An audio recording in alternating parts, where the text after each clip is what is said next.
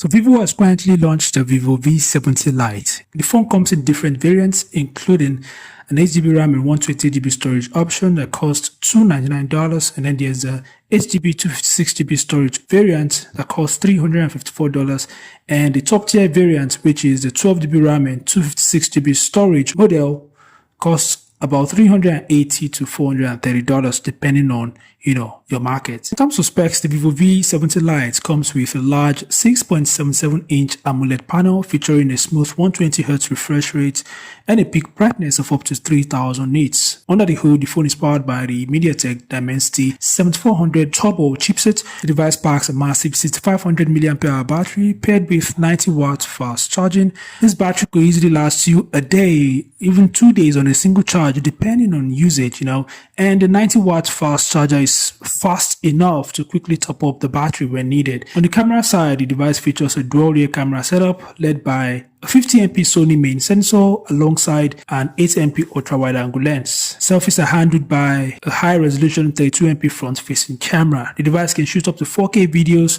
at 30fps. Now, this phone has a really nice design.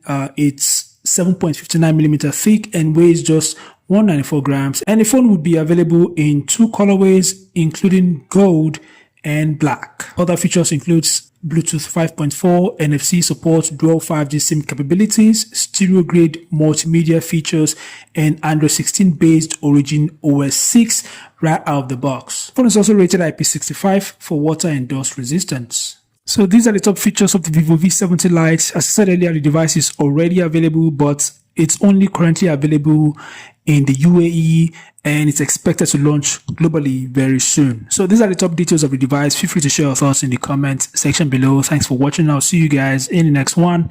Peace out.